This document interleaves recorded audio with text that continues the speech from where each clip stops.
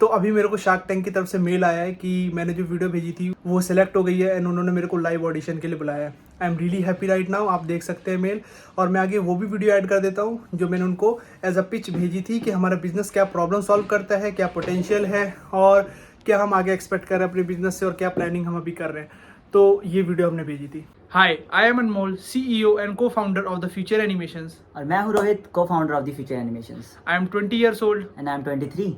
सबसे पहली problem, Pixar Disney जैसी जो एनिमेशन है और जापानीज एनिमे जैसे नरूटो, ड्रैगन बॉल जी ऐसे एनिमे जो है वो वेरी हार्ड टू मेक है और हर कोई स्टूडियो उसको नहीं बना पाता, और जो चुनिंदा स्टूडियो बना भी पाते हैं वो क्लाइंट्स को बहुत ज़्यादा चार्ज करते हैं। और दूसरी जो प्रॉब्लम है इस इंडस्ट्री में वो है क्रिएटिव ब्लॉक्स की। हमारे पे बहुत सारे ऐसे क्लाइंट्स आए हैं जिन्होंने बहुत सारे अदर स्टूडियोज़ के साथ काम करा है, और एक तो उनका कोई कन्फाइंड प्रोसेस नहीं होता जिसकी वजह से वीडियो क्रिएटिवली प्रोड्यूस नहीं हो पाती है और क्लाइंट हमेशा डिसअपॉइंट रहता है। तो इसको सॉल्व करने के लिए हमने एक तो कन्फाइंड प्रोसेस बना रखा है जिसके थ्रू हम वीडियो को लेके जाते हैं, और टर्न अराउंड का भी इशू रहता है कि स्टूडियोज बहुत ज़्यादा टाइम ले लेते हैं एक डिज्नी पिक्सार जैसी वीडियो को प्रोड्यूस करने में। तो फ्यूचर एनिमेशन इन सारी प्रॉब्लम्स को सॉल्व कैसे करता है? सबसे पहली प्रॉब्लम को सॉल्व करने का तरीका हमारे स्टूडियो का ये है, हमारे पास जो अभी लिमिटेड रिसोर्सेज है उसमें हम जो अभी वीडियोस प्रोड्यूस कर सकते हैं वो ऑलमोस्ट जो डिज्नी पिक्सार जैसी क्वालिटी प्रोड्यूस होती है उससे 80 to 90% हम क्वालिटी मैच कर लेते हैं। और जहाँ तक बात रही कॉस्ट की, हम बहुत ज़्यादा कॉस्ट इफेक्टिव है। जो यूजुअली स्टूडियोज़ जो चार्ज करते हैं डिज्नी पिक्सार जैसी क्वालिटी एनिमेशन को प्रोड्यूस करने के लिए, जितनी वो चार्ज करते हैं उससे 10x टाइम लेस हम चार्ज करते हैं। और एक्चुअल में जो पिक्सार और डिज्नी स्टूडियो क्लाइंट्स को चार्ज करता है मूवी बनाने के लिए, जो उनका मूवी प्रोडक्शन कॉस्ट होता है उससे हमारा 100x कम है। एंड दैट टू हमारे पे जो अभी लिमिटेड रिसोर्सेज हैं उसके साथ। और दूसरी जो प्रॉब्लम है क्रिएटिव ब्लॉक की, वो हम सॉल्व करते हैं अपने कन्फाइंड प्रोसेस के थ्रू। हमने एक प्रोसेस बना रखा है जिसमें सबसे पहले हम कैरेक्टर स्केच बनाते हैं 2D में, एंड देन अप्रूवल लेते हैं, एंड देन 3D मॉडल्स बनाते हैं कैरेक्टर के, देन अप्रूवल लेते हैं, एंड देन स्टोरी बोर्ड बनाते हैं, एक वीडियो स्टोरी बोर्ड जिससे क्लाइंट को कैमरा एंगल एंड एवरीथिंग का आइडिया मिल जाता है।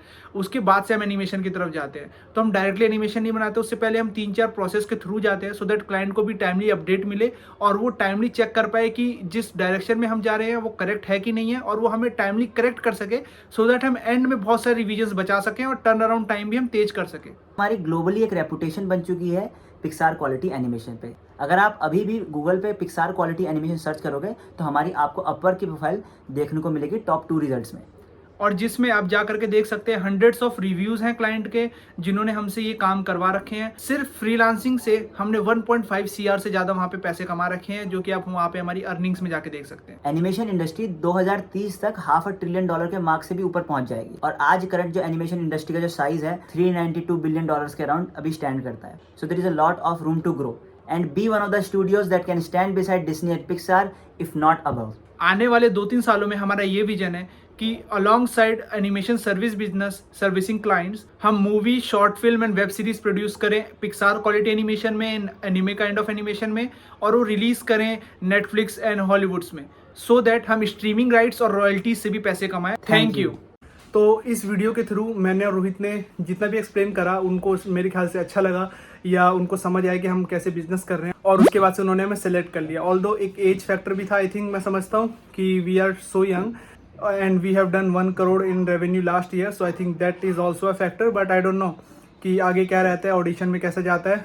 तो आई होप कि ऑडिशन भी हमारा अच्छा जाए, 28 तारीख को है, और उसके बाद से आई होप कि हम शख्स के सामने भी जाए और पिच करें अपने बिजनेस को, और वो भी समझे कि हमारा बिजनेस क्या है और होपफुली इन्वेस्ट करें। ऑल्दो मैं ऑलरेडी एक जर्नी डॉक्यूमेंट कर रहा हूँ जो कि है earning $1 million in next 12 month, and वो मैं अपने इंस्टाग्राम पे डाल रहा हूँ अनमोल फ्रॉम इंडिया पे। तो शार्क टैंक में जाने का डिसीजन मैंने वहीं से लिया था कि और कैसे मैं अर्न करूँ, तो उसमें से एक वे मैंने ये सोचा था कि शार्क टैंक में जाके पिच मारता हूँ एंड देन वहाँ से जो इन्वेस्टमेंट मिलेगी उससे बिजनेस ग्रो करता हूँ। ये जर्नी वहीं से स्टार्ट हुई है, तो लेट्स सी आगे कैसी रहती है। So today is one of the biggest day in my life. Oh my God, bro. Oh, hell no, man. What the fuck, man? So today is one of the biggest day in my life. मैंने पहले भी बहुत सारे auditions दिए हैं of singing competitions, but this is one of its own kind. It is a startup audition. और out of nowhere जब अनमोल ने मेरे को बताया था कि ऐसा कुछ होने वाला है, so I was very excited. And every day we come closer, and finally on 28 we are going to go there. तो अभी शार्क टैंक इंडिया के इन पर्सन ऑडिशन के लिए जा रहे हैं स्कूटी पे, सबसे पहले तो अभी सीए के पास जा रहा हूँ, वहाँ से कुछ डॉक्यूमेंट लेने हैं, इनकम स्टेटमेंट ये सब, जो कि वहाँ पे शार्क टैंक इंडिया वालों ने मंगाए हैं इन पर्सन ऑडिशन के लिए। तो मैं और रोहित जा रहे हैं, तो देखते कैसा रहता है वहाँ पे एक्सपीरियंस। आई एम श्योर कि जो भी इन पर्सन ऑडिशन लेने आएगा हमारे बिजनेस को अच्छे से समझेगा। और यहाँ से सीधे रोहित साड़े को बम से उड़ाना पड़ेगा। तो अभी लेट्स सी कैसा रहता है। मैं तो बहुत ज़्यादा एक्साइटेड हूँ आज के दिन के लिए, क्योंकि जब से मेरा एप्लीकेशन सेलेक्ट हुआ था, हमारा एप्लीकेशन सेलेक्ट हुआ था, तब से ही मैं बहुत ज़्यादा मतलब एक्साइटेड था इसके लिए कि कैसा रहेगा वहाँ पे इन पर्सन ऑडिशन वगैरह, क्योंकि मैंने कभी भी आज तक टीवी शो के लिए समथिंग इन पर्सन ऑडिशन देने गया नहीं हूँ कभी भी। सो लेट्स सी, लुकिंग फॉरवर्ड। मैं गया हूँ इंडियन आइडल वॉइस इंडिया के लिए। Djibouti Pampara, Djibouti Pram. जान के हैरानी होगी दोस्तों आपको। जिसमें से रिजेक्ट होकर के आए थे रोहित भैया। भाई ऐसे मत बोलो, दूसरे राउंड में रिजेक्ट हुआ था। हाँ भाई, anyways so looking forward to it. तो हम ऑलमोस्ट पहुंच गए हैं शार्क टैंक इंडिया के इन पर्सन ऑडिशन में पहुंच गए मैं और रोहित। और ये बड़ा आलिशान सा लग रहा है, 5 स्टार होटल है। अब अंदर जाते हैं, देखते कैसा रहता है। सीधे उसके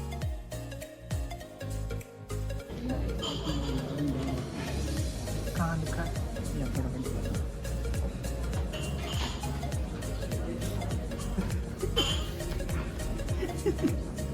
भाई पूरी टीवी पिक्चर्स वाली वाइब आ रही है। यहाँ पे बहुत सारे फाउंडर्स बैठे हुए हैं, बहुत सारी कंपनियों के, जो कि आप लोगों को मोस्ट प्रोबेबली दिखने वाले हैं अगले शार्क टैंक सीजन 3 में। यूट्यूब बंद करो। तो लेट्स सी कैसा रहता है। एनवायरनमेंट तो बहुत अच्छा है। अगर आपने टीवी पिक्चर्स देखी हो ना, तो उसमें जैसा एनवायरनमेंट रहता है ना, जैसा पूरी वाइब रहती है, वैसे यहाँ करके एकदम टीवी पिक्चर जैसी लग रही है। खाना भी है, वीडियो बनाने में लगे रहेंगे। खाने तो खाते हैं, खाना भी खाएंगे, बट अभी मैं नर्वस हूँ, अभी खाना नहीं खाऊंगा। इसके बाद सीधे BBQ जाएंगे। जैसे ही ख़त्म होता है फिर बारबेक्यू नेशन, यहीं पास में ही है। बट अभी 2000 रुपये खर्च करके वहाँ पर है ना दंगलियाँ बनाएंगे। बट लेट्स सी कैसा रहता है। मैं बहुत ज़्यादा एक्साइटेड हूँ इसके लिए। और मैं भी। सी यू सून। 2 वाला बेकार लगता है मुझे, 2 गलत है। विक्ट्री का साइन होता है, विक्ट्री। Lucky man. हाँ, लकी मैन तो ठीक है, बट विक्ट्री का साइन होता है। एक स्टार्टअप मिला भी लेवल अप नाम से, उसके अलावा level up women most probably आपको दिखने वाला है अगले शार्क टैंक में। एक रीफिट करके, और उसके अलावा भी एक बंदा मिला था जिसका स्टार्टअप है लॉजिस्टिक्स से रिलेटेड समथिंग, नाम मैं भूल गया क्योंकि अभी उसी का ऑडिशन हुआ है। तो अभी हमारे सामने बैठा था, तो चला गया। तो मोस्ट प्रोबेबली इनमें से कोई स्टार्टअप आपको देखने वाला है, और अगर हमारा दिख गया तब तो बहुत सही है, रहने वाला है। बट लेट्स होप कैसा रहता है। यहाँ बैठ करके मैं और रोहित प्रिपेयर कर रहे हैं कि क्या क्या बोलना है वो अंदर जाके।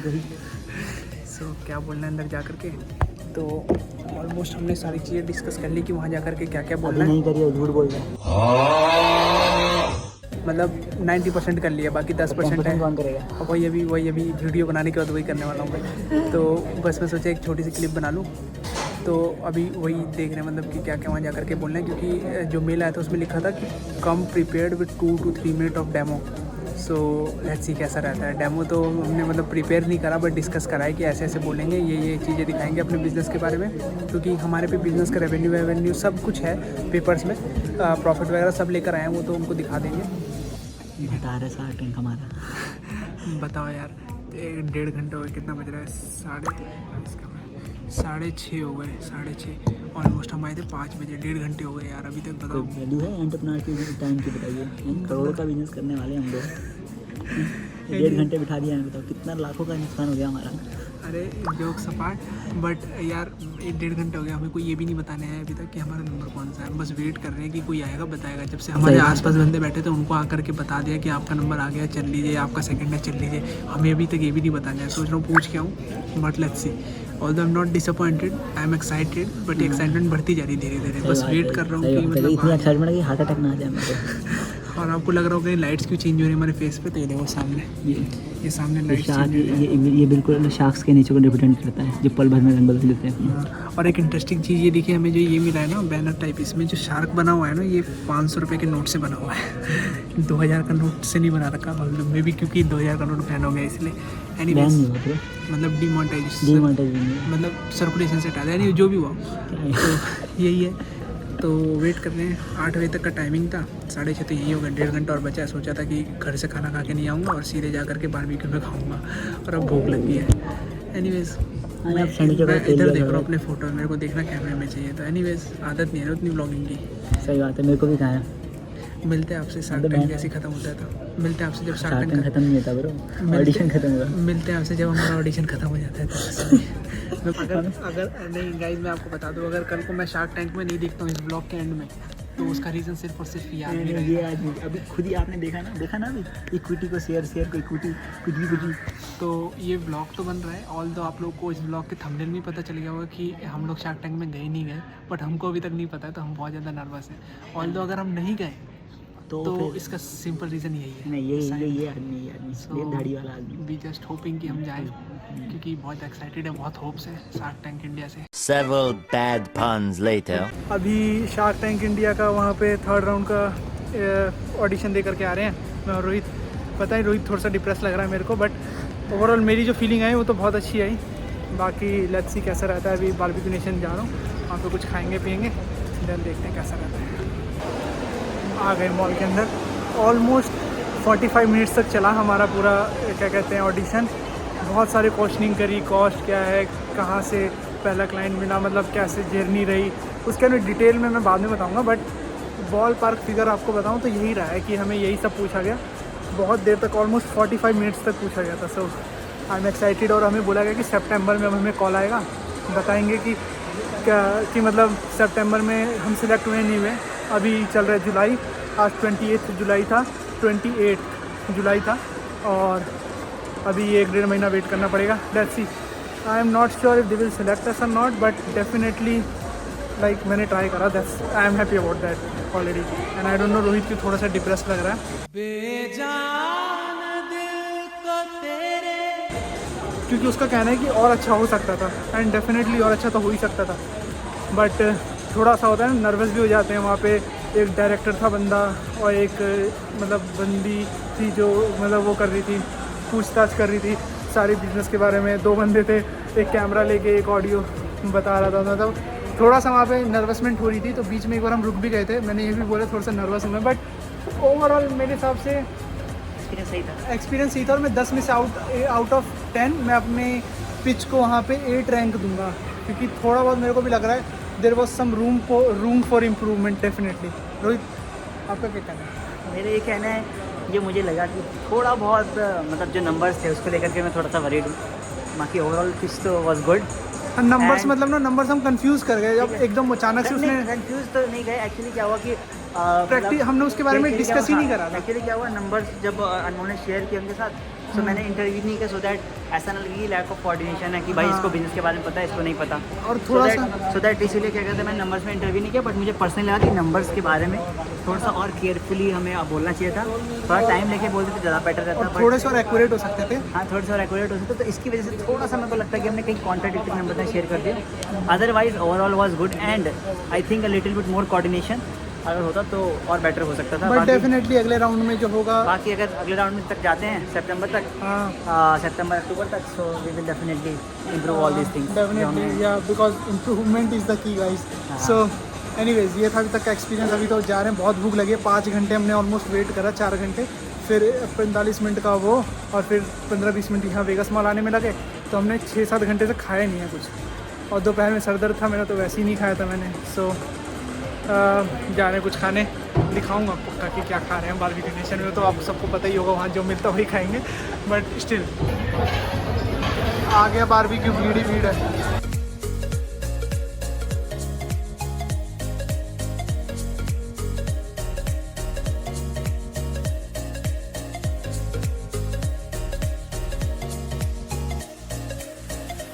बारबेक्यू नेशन की सबसे बेस्ट डिश ये लगती है मेरे को, स्वीट कॉर्न। आपका क्या कहना है?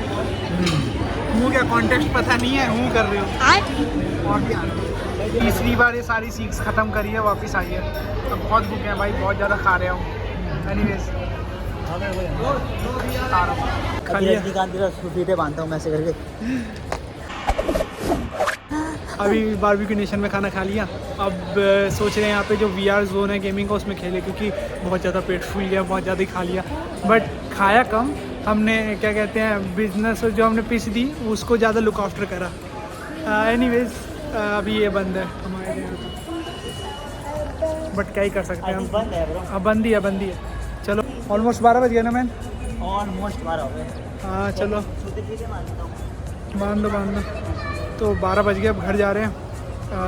रात में तो अब मेरे को लगता नहीं नींद आएगी, कि यही सोचते रहूँगा कि क्या सी पिच रही, क्या बेटर कर सकते थे, और भी बहुत सारी चीज़ें पिच के रिगार्डिंग जो आज रही।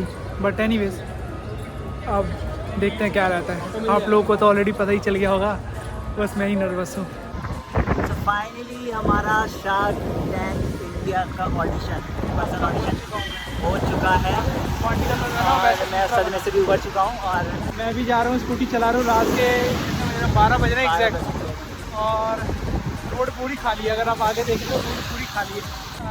रात में ही ना मतलब स्कूटी चलाने का, घूमने का असली मज़ा आता है। दिन में तो क्या रहता है, स्कूटी चलाते समय तो यार धूप लग रही है, हाथ जल रहे हैं, ये धूल मिट्टी उड़ रही है। सामने ही देख के चला रहा हूँ। हाँ एनीवेज, बट मतलब रात में मज़ा आता है यार जनरली। आप लोग को खुद को पता होगा, अगर आप लोग रात में गए ना तो रात में कितना ज़्यादा मज़ा आता है ड्राइविंग करने में, या फिर कहीं बाहर जाने में, बाहर घूमने में। मैं सोच रहा था रेड लाइट है, पास मत करना, रेड थप्पड़ खा लोगे। चलो फ़ोन का कैमरा ऑन था तो इसलिए सोचा रेड लाइट ना करूँ, वरना ट्रैफिक पुलिस वाले देखते तो चालान भेज देते गाड़ी पे। So today is October 3rd और अभी तक कोई मेल नहीं आया, कोई भी मैसेज नहीं आया, ना ही कोई कॉल आया शार्क टैंक से। बल्कि उन्होंने कहा था कि मे बी सितंबर में कोई कॉल मैसेज या मेल आ जाएगा, और अगर ज़्यादा से ज़्यादा होता है तो अक्टूबर नवंबर। But at this stage, after waiting for 1 month for the call, for the mail, even for the text, I think we got rejected. जैसा गया था उसके हिसाब से तो मेरे को लग रहा था हो जाएंगे। बहुत सारे फैक्टर्स है, एज फैक्टर है, टर्नओवर फैक्टर है, बट वहाँ पे आई थिंक कुछ ना कुछ गलतियाँ हुई होंगी, सही से हम एक्सप्लेन नहीं कर पाएंगे, क्योंकि मेरे को यही लग रहा है अगर सिलेक्शन नहीं हुआ है ना, जो कि I am not sure, still I have to wait for like a month or so. But अगर नहीं हुआ है ना तो मेरे को यही लग रहा है कि गलती क्या हुई है कि शायद हमने अपने आप को सही से एक्सप्लेन नहीं करा है। अब आई एम नॉट श्योर, क्योंकि कोई फीडबैक तो आएगा नहीं वहाँ से। बट एनीवेज क्या ही कर सकते हैं वेट करने के अलावा। I am just optimistic. तो आज 31 अक्टूबर है और अभी तक मेल नहीं आया। आपको देख के लग रहा होगा कि मैं इतना खुश क्यों हूँ। एनीवेज अभी तक मेल नहीं आया। वी वर होपिंग कि शार्क टैंक से कोई मेल आ जाए, पिछले 2 महीनों से आई थिंक अभी तक मेल नहीं आया। बट उन्होंने कहा था लास्ट टू लास्ट अगर मेल आएगा तो मोस्ट प्रोबेबली नवंबर तक आ जाएगा। I am still not sure कि आने वाला है नहीं आने वाला है, but I think this is the end here. But if there will be some further updates, I am definitely going to make a video on that. But till then, I think we can end this video here. नहीं तो मैं देख रहा भाई, shark tank वालों का ही नुकसान है कि नहीं? ये भी है। कल को हम लोग शार्क टैंक देख के जज बन के जाएंगे, तब पता चलेगा सालों को। Anyways, till then, stay tuned. Bye guys.